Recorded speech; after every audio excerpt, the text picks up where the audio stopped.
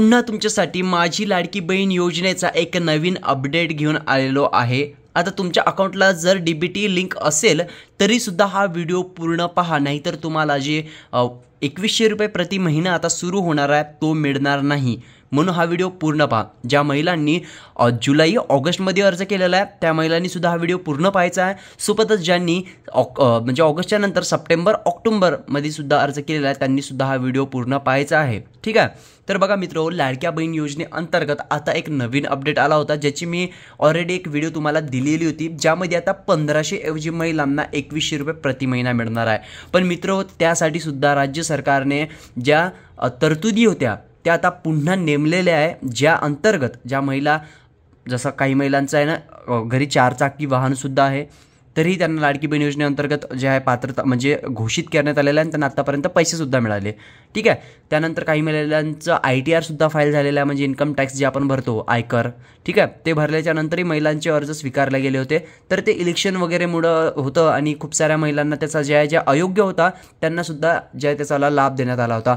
म्हणून आता जे आहे ना पूर्ण पात्रता मानदंड आता पुन्हा नवीन असे जारी केलेले आहे। नवीन म्हणजे काहीच नाही, तेच आहे, पण आता ते खूप जास्त स्ट्रिक्टली चेक होणार आहे। म्हणून हा व्हिडिओ पूर्ण पहा। बघा, लाडकी बहीण योजना नेमकी कशासाठी बनवली होती, तर राज्यामध्ये ज्या महिला ज्या गरीब आहे आणि ज्या दारिद्र्य रेषेच्या खाली आहे, बघा दारिद्र्य रेषेखाली कुटुंबातील महिलांसाठी सुरू करण्यात आली होती, कारण त्यांचं जे आहे जीवन व्यापन करण्यासाठी त्यांना थोडीशी राज्य सरकारकडून मदत मिळावी या उद्देशाने ही जी योजना बनवण्यात आली होती। पण यामध्ये काय झालं की ज्यांना गरज नाही आहे त्या लोकांनी सुद्धा या योजनेचा फायदा घेतलेला आहे। तर यासाठी आहे ना राज्य सरकारला सुद्धा जे म्हणजे ही योजना जे ना ज्या गरिबांपर्यंत पोहोचायला पाहिजे ती पोहोचली नाही, त्यासाठी आता जे आहे कडक निर्देश जे आहे अजितदादा पवार उपमुख्यमंत्री यांनी जे केलेली आहे, ज्यामध्ये पुन्हा आता राज्य सरकारकडून पुन्हा एकदा अर्जाची छाननी केली जाईल आणि ज्या महिला पात्र आहेत त्यांनाच या योजनेचा लाभ दिला जाईल। तर खरं म्हटलं तर ज्या महिला ना या योजनेची गरज आहे त्याच महिलांना मिळायला पाहिजे, हाच उद्देश राज्य सरकारचा आहे। आणि खरं म्हटलं तर याला सगळ्या महाराष्ट्रातील महिलांनी समर्थनसुद्धा करायला पाहिजे। जर तुम्हाला पैशाची गरज नाही आहे तर ज्यांना गरज आहे कृपया त्यांच्यासोबत ही शेअर करा, ठीक आहे। तर असं राज्य सरकारचं म्हणणं आहे। तर तुम्हाला हे अर्ज कसा करायचा हे ऑलरेडी आपण खूप साऱ्या व्हिडिओजमध्ये सांगितलेलं आहे। पण आता ज्या महिलांनी हे बघा, ही जे आहे ना ही नवीन ही आहे, यामध्ये पात्रता महाराष्ट्र राज्याची महिला असली पाहिजे, त्यामधील राज्यातील विवाहित, विधवा, घटस्फोटित, परित्यक्त आणि निराधार महिला आणि कुटुंबातील फक्त एक अविवाहित महिला जिचं वय 21 वर्षापेक्षा जास्त आहे ती पात्र असेल वयासाठी। आणि अर्ज जे आहे योजनेसाठी अर्ज 21 वर्षापेक्षा जास्त आणि 65 वर्षापर्यंतच्या महिला अर्ज करू शकते। आणि जे तुमच्या परिवाराचं कुटुंब आहे, कुटुंबाचं जे वार्षिक उत्पन्न आहे, उत्पन्नाच्या दाखल्यावर 2.5 लाखापेक्षा उत्पन्न कमी असलं पाहिजे, त्याच महिला आता योजनेच्या अंतर्गत अर्ज करू शकते। याची लिंक मी तुम्हाला डिस्क्रिप्शनमध्ये देऊन देईल, जेणेकरून तुम्ही हे डिटेलमध्ये वाचू शकता, ठीक आहे। आता बघा, हे सगळं झाल्यानंतर तुम्हाला लाडकी बहीण योजनेअंतर्गत तुमचं आधार कार्ड जे आहे लिंक करणं खूप जास्त महत्त्वाचं आहे।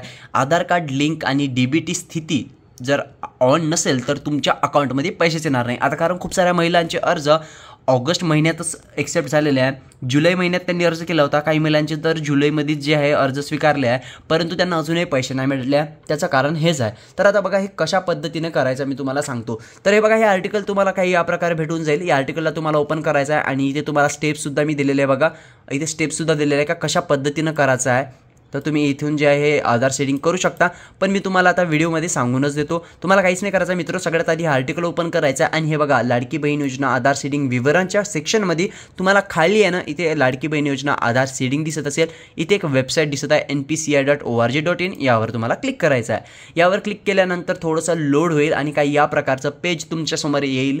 तर ही आहे मित्र आपली जे UPIची आहे ना ऑफिशियल वेबसाईट आहे, इथे तुम्हाला कन्झ्युमर ऑप्शन दिसत असेल, हे तुम्ही मोबाईलवरून सुद्धा करू शकता, ठीक आहे। फक्त तुम्हाला कन्झ्युमर ऑप्शनवर क्लिक करायचं आहे। इथे तुम्हाला UPI कंप्लेंट अदर वदर जे बी आहे इथं इग्नोर करायचं आहे आणि सगळ्यात शेवटी Bharat Aadhaar seeding enabler base यावर तुम्हाला असं क्लिक करायचं आहे। यावर जसं मित्र तुम्ही क्लिक करसाल हे लोड होईल आणि काही या प्रकारच्या पेजवर तुम्हाला येऊन जाईल।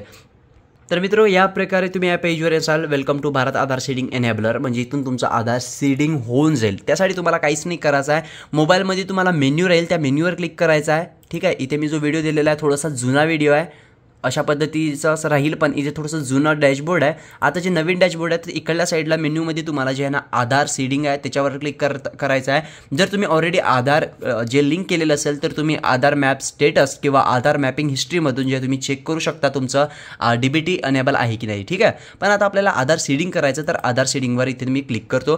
त्यानंतर मित्र तुम्हाला इथे तुमचा आधार कार्डचा नंबर टाकायचा आहे आणि रिक्वेस्ट फॉर आधार, जर तुम्ही पहिल्यांदा आधार कार्ड लिंक करत असेल तर सीडिंगवर क्लिक करायचं आहे आणि फ्रेश सीडिंगवर क्लिक करायचं आहे. जर तुमचा ऑलरेडी लिंक्ड असेल तर इथे मुवमेंटवर क्लिक करायचं आहे. म्हणजे जर तुमचं समजून घ्या SBIमध्येच 2 अकाउंट आहे तर SBIमधून एका अकाउंटमधून दुसऱ्या अकाउंटमध्ये लिंक करायचं असेल तर मुवमेंटमध्ये जे सेकंड नंबरचं ऑप्शन आहे movement with same bank with another अकाउंटवर क्लिक करायचं आहे. जर तुमचं बँकच चेंज झालेलं असेल, समजून घ्या तुमचं SBIचं अकाउंट आहे, आता तुम्हाला HDFC किंवा अन्य दुसऱ्या बँकेचं लिंक करायचं आहे तर तुम्हाला खालच्या याच्यावर करायचा आहे from bank to other bank. पण जर तुम्ही पहिल्यांदा आधार लिंक करत असेल तर फ्रेश सीडिंगवर क्लिक करायचं आहे. त्यानंतर इथे तुम्हाला बँक सिलेक्ट बँक आहे ना, इथे तुम्हाला तुमची bank of India, bank of Baroda, bank of Maharashtra, आता इथे खूप साऱ्या बँक ॲड झालेल्या आहे. आणि जर तुमची यात बँक नसेल तर काही दिवसांनी तुम्ही तिथे जाऊन चेक करून पहा, तुम्हाला जे तुमची इथे बँक जे अनेबल दिसेल किंवा तुम्ही बँकेत जाऊन सुद्धा हे DBT ऑन करू शकता. तर इथे तुमची जे बँक राहील ते तुम्हाला अशी सिलेक्ट करायची आहे. तुमचा अकाउंट नंबर इथे टाकायचा आहे मित्र. हे बघा इथे तुमचा अकाउंट नंबर वगैरे टाकायचा आहे. त्यानंतर आधार कार्ड पहिले टाकायचं आहे, बँक सिलेक्ट करायची आहे, सीडिंग फ्रेश सीडिंग, त्यानंतर इथे तुमचा अकाउंट नंबर टाकायचा आहे. हे दोन्ही टिक बॉक्सला आहे ना टिक करून तुम्हाला फक्त इथे तुमचा कॅप्चा एंटर करून प्रोसीड बटनवर क्लिक करायचा आहे. प्रोसीड बटनवर मित्र क्लिक केल्यानंतर ऑटोमॅटिकली एक नवीन पेज येईल ज्यावर तुम्हाला तुमचा जो OTP आहे तो टाकायचा आहे. आणि OTP टाकल्यानंतर 10 ते 15 मिनटं आहे ना इथं तुमच्यासमोर हे पेज लोड होत राहील आणि त्यानंतर तुमचं आधार कार्ड जे आहे लिंक होऊन जाईल आणि त्यानंतर DBT एनेबल होऊन जाईल. पण हे काम लगेच होणार नाही, यासाठी कमीत कमी 7 ते 15 दिवससुद्धा लागतात. जसं तुम्ही इथून लिंक करसान त्याच्यानंतर 7 ते 15 दिवसानंतर तुमचं जे आधार कार्ड लिंक होईल, हे गोष्ट मात्र लक्षात असू द्या. त्यानंतर मित्र तुम्ही जे आहे ना इथे जे आहे ना आधार मॅप हिस्ट्रीवर क्लिक करून जे आहे तुमचं आधार कार्ड लिंक आहे की नाही ते चेक करू शकता. आता चला मी तुम्हाला दाखवतो माझा आधार कार्ड. तसं पाहिलं तर मी लाडकी बहीण योजने अंतर्गत पात्र नाही आहे, कारण मी मुलगा आहे, तुम्हाला माहितीच असेल. तर इथे फक्त तुम्हाला तुमचा आधार कार्ड नंबर टाकायचा आहे, हा कॅप्चर देऊन इथे चेक स्टेटसवर क्लिक करायचा आहे. चेक स्टेटसवर क्लिक केल्यानंतर आता इथे तुमच्या मोबाईल नंबरवर एक OTP पाठवला जाईल. आता हे बघा इथे माझा मोबाईल आहे, आता या मोबाईलवर एक OTP येईल आणि तोच OTP तुम्हाला तुमच्या वेबसाईटमध्ये टाकायचा आहे. म्हणजे तुमच्या मोबाईल नंबरवर जो OTP येईल तो तुम्हाला टाकायचा आहे. तर कधी कधी OTP यायला वेळ लागतो. आता आपला OTP इथे आलेला आहे तर मी हा OTP जे आहे मित्र इथे टाकतो 724884. आता तुम्हाला प्रत्येकाला वेगळा वेगळा हा OTP येत असतो. तर OTP टाकल्यानंतर सबमिटवर क्लिक करायचा आहे. मित्र हे मी कम्प्युटरवरून करताय म्हणून तुम्हाला असं दिसत आहे, पण तुम्ही मोबाईलवरून सुद्धा करू शकता. आता बघा त्यानंतर तुम्हाला आधार कार्ड नंबर दिसत असेल, इथे शेवटचे 4 डिजिट दिसणार. Mapping status enable for DBT, तुमचं एनेबल फॉर DBT असेल तरच तुम्हाला लाडकी बहीण योजनेअंतर्गत पैसे मिळणार आहे, हे गोष्ट मात्र लक्षात असू द्या. लास्ट अपडेट डेट कधी केलं होतं हे बघा 27 तारखेला 5व्या महिन्यात 2017मध्ये माझं जे मॅपिंग झालेलं आहे. तर काही या पद्धतीने तुमचं आधार कार्डचं तुम्ही मॅपिंग स्टेटस ज्या DBTसाठी अनेबल आहे की नाही ते चेक करू शकता आणि इथून आधार सीडिंगसुद्धा करू शकता. तर तुम्हाला हा व्हिडिओ जर हेल्पफुल वाटला असेल तर नक्कीच बाकीच्यांसोबत सुद्धा शेअर करा, कारण हे लिंक करणं खूप जास्त महत्त्वाचं आहे. याच्या थ्रूच तुम्हाला लाडक्या बहीण योजनेचे पैसे मिळतील, नाहीतर मित्र तुम्हाला पैसे मिळणार नाही, ही गोष्ट मात्र लक्षात असू द्या. तर हा व्हिडिओ तुम्हाला कसा वाटला मला कमेंटमध्ये नक्कीच सांगा. व्हिडिओला शेअर करून चॅनलला सबस्क्राईब करणे मात्र विसरू नका. आपण भेटूया पुन्हा एका नवीन व्हिडिओमध्ये नवीन एका अपडेटसोबत. तोपर्यंत मला द्या रजा. जय महाराष्ट्र.